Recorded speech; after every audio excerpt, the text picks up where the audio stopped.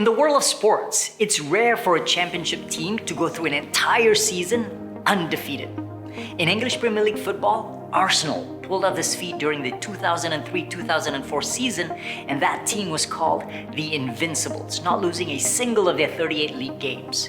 And in the entire NFL, the National Football League, only the 1972 Miami Dolphins had ever done so, with a 17-0 perfect season. In my final year in university in 1993-1994, our Ultimate Frisbee team finished the regular season as the #1 ranked team in the country with a perfect undefeated record. No other team had ever done it before us. We went to the national championship tournament in Louisiana where the top 12 teams compete for the national title. And we won all 5 of our pool games, and we won our semifinal match, and we made it to the national championship final, 1 game away from a perfect record and the national title. Stanford had last won it back in 1984.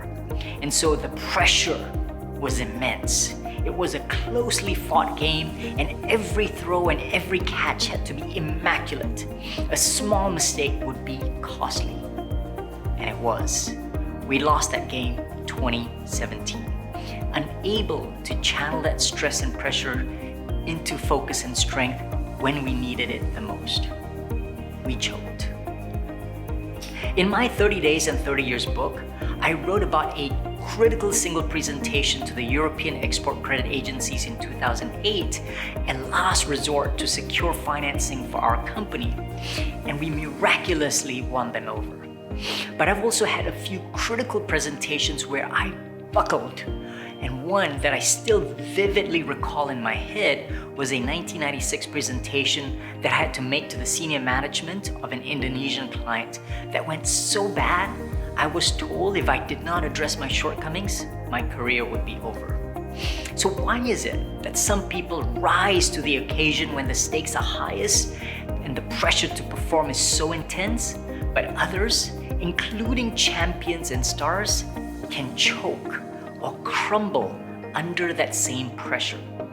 The term choke, which comes from the concept of feeling like you can't breathe when under pressure or lacking in oxygen.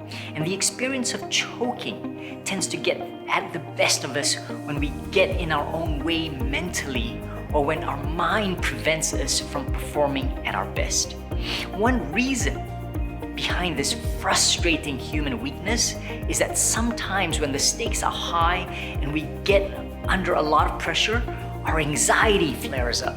It puts us in a mental state where we worry too much and we try to control aspects that we're doing that are best left on autopilot or outside of our conscious awareness in an attempt to be flawless.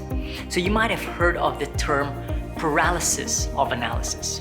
So other than paralysis of analysis, studies have also shown that pressure-filled situations can deplete a part of the brain's processing power known as working memory, which explains why sometimes even the smartest person in the class with a high working memory can end up choking on a test and failing when the worries creep up.